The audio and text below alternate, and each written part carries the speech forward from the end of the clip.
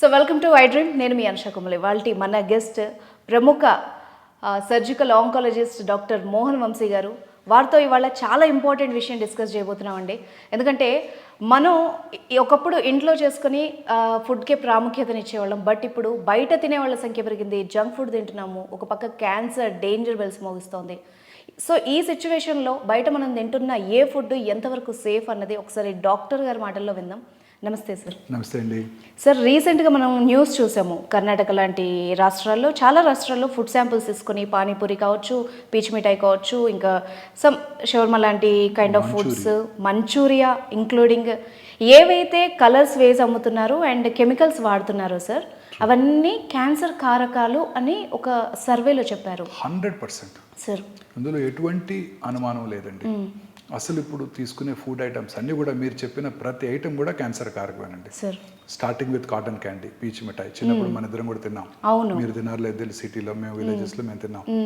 ఆ పీచ్ మిఠాయి తిన్న ఆ కలరింగ్ ఏజెంట్లో రోడమిన్ బి అనే టాక్సిన్ ఉంటుందండి. ఓకే, 100% అది క్యాన్సర్ కలిగిస్తుంది. Pondicherry was the first state to ban it, followed by Karnataka, and ఇప్పుడు తెలంగాణలో కూడా బ్యాన్ చేసినట్టున్నారు.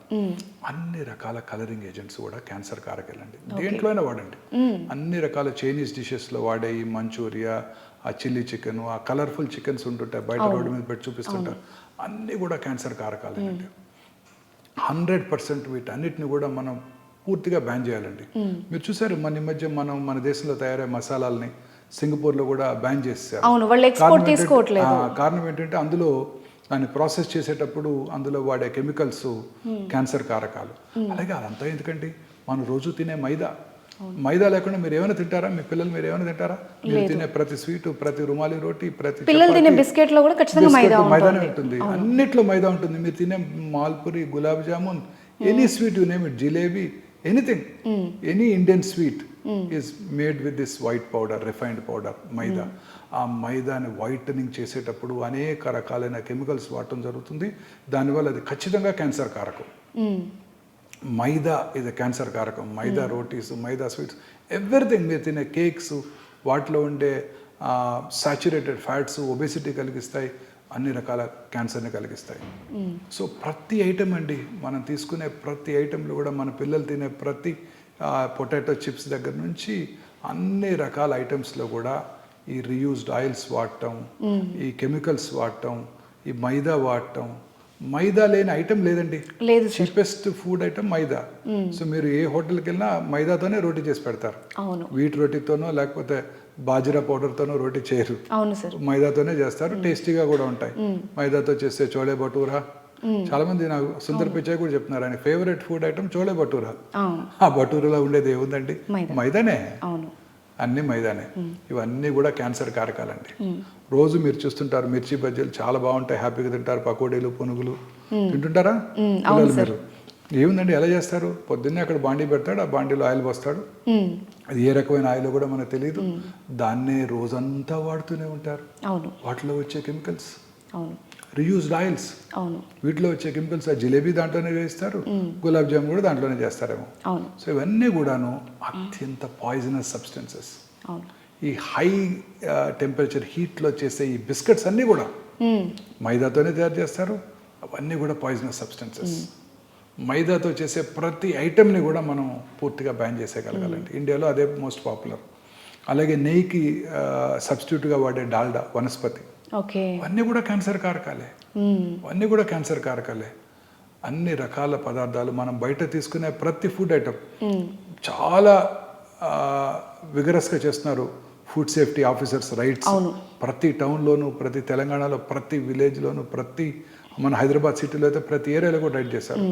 అన్ని చోట్ల కూడా ఇదే కనుక్కున్నారు. ఫేమస్ కఫేస్లో కూడా రీసెంట్ గా రైట్స్ అనే చేసి ఫేమస్ వెల్ నోన్ రెస్టారెంట్స్ అన్ని బ్యాన్ చేశారు. అన్నిట్లోనూ వాళ్ళు చూశారు ఏది ప్రాపర్ గా ప్రిజర్వ్ చేయబట్టలేదు. నిల్వ చేయబడిన non vegetarian items next day మైక్రోవేవెన్లో హీట్ చేసి మనకు పెడుతున్నారు. ఆ మైక్రోవేవెన్లో హీట్ చేసినవి అన్నీ కూడా క్యాన్సర్ కారకాలే. మీరు వాడే టెఫ్లాన్ కోట్, మన చిన్నప్పుడు మేము కూడా నాన్ స్టిక్ బాగుండేది, ఆయిల్ లేకుండా వేస్తున్నారు.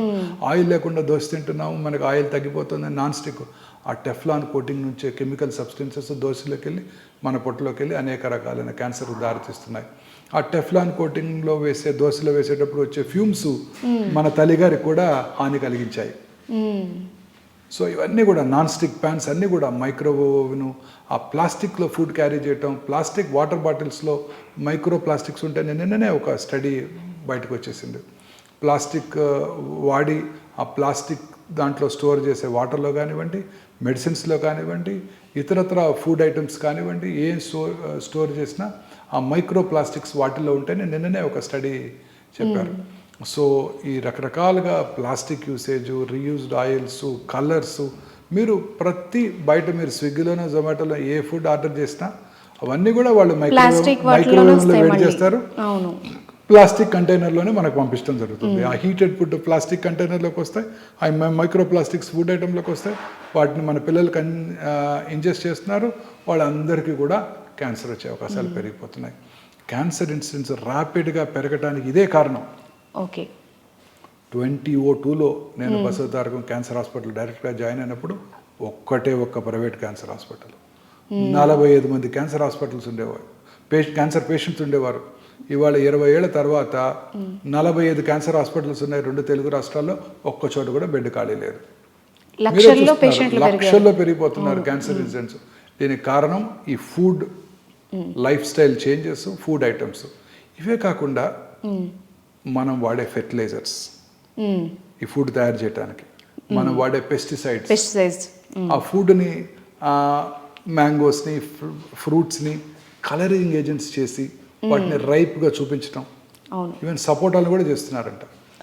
సో ఇవన్నీ కూడా క్యాన్సర్ కారకాలు. సరే, ఇప్పుడు మీరు చెప్తున్న ప్రకారము ఎప్పుడైతే మనం బయట తినడం స్టార్ట్ చేసామో అప్పటి నుంచే క్యాన్సర్ కూడా పెరుగుతోందని అనిపిస్తుంది. స్విగ్గీ స్టార్ట్ అయిన రోజు నుంచి క్యాన్సర్ ఇన్సిడెన్స్ పెరిగిపోతుంది. చాలా కరెక్ట్. గత 10 ఏళ్ళు అయింది స్టార్ట్ అయ్యి, ఈ 10 ఏళ్లలోనే పెరిగిపోయింది. 2010లో బ్రెస్ట్ క్యాన్సర్ ఇన్సిడెన్స్ సంవత్సరానికి 80,000 న్యూ కేసెస్. ఇవాళ 2,24,000 new cases. Gastro intestinal tract cancers 2,40,000 భారతదేశంలో. ఇది ICMR వారి అంచనా. మా డాక్టర్స్ అలాగే సైంటిస్టులు అంచనా ఏంటంటే దీనికి 3 రెట్లు ఎక్కువ ఉంటుంది భారతదేశంలో క్యాన్సర్ ఇన్సిడెన్స్.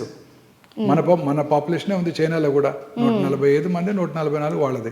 అక్కడేమో 48 లక్షల new cancer patients per annum, ఇక్కడేమో 16 లక్షలు. ఎట్లా నమ్ముతాం? నమ్మలేం. మనలో కూడా అంతే ఉంటుంది, ఇంకా అంతకన్నా ఎక్కువ ఉంటుంది. Chinese eat very healthy food, వాళ్ళు తినే ఫుడ్ వెరీ హెల్దీ ఫుడ్. వాళ్ళు గ్రీన్ టీ ఎక్కువ తాగుతారు, వాళ్ళు ఫ్రూట్స్ అవి ఎక్కువ తీసుకుంటారు. అఫ్ కోర్స్ వాళ్ళు నాన్ వెజ్ కూడా ఎక్కువ తింటారు, అది వేరే విషయం.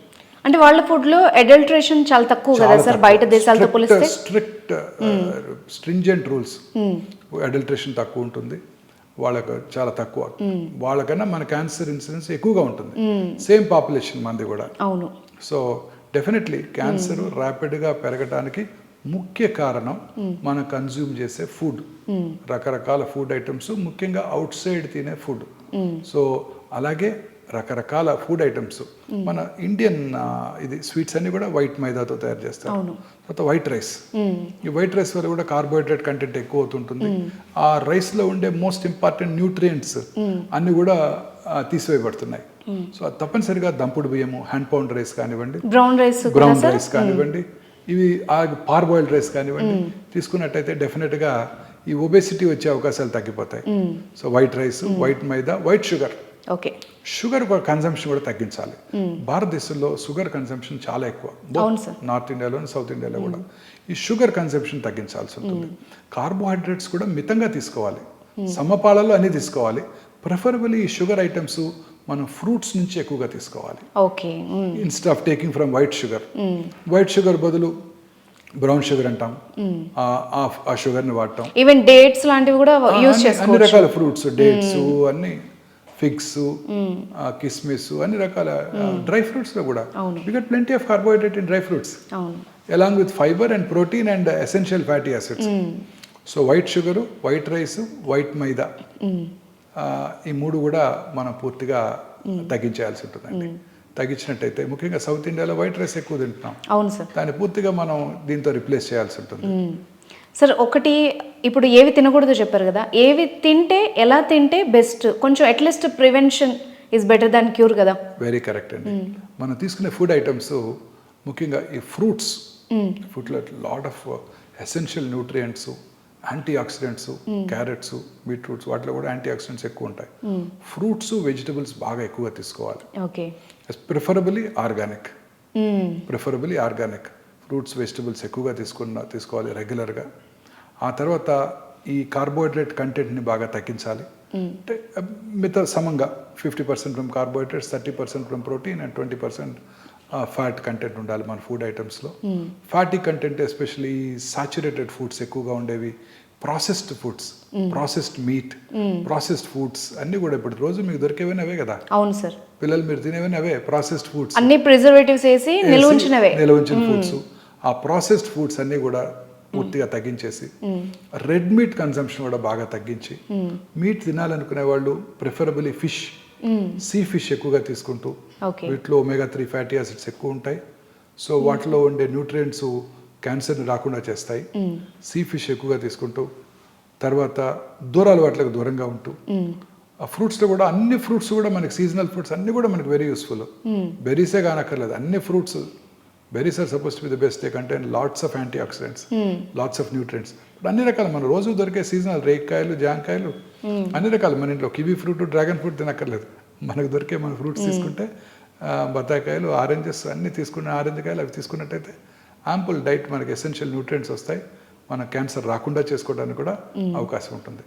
తర్వాత గ్రీన్స్, ఆకుకూరలు ఎక్కువగా తీసుకుంటూ, ఈ రెడ్ మీట్ అయి పూర్తిగా తగ్గించేసి రెగ్యులర్గా ఎక్సర్సైజ్ చేస్తూ లీన్ బాడీ మాస్ మెయింటైన్ చేసినట్టయితే క్యాన్సర్ రాకుండా చేసుకోవడానికి అవకాశాలు ఉంటాయి. Thank you very much sir, చాలా వాల్యుబుల్ ఇన్ఫర్మేషన్ ఇచ్చారు. Thank you ma'am.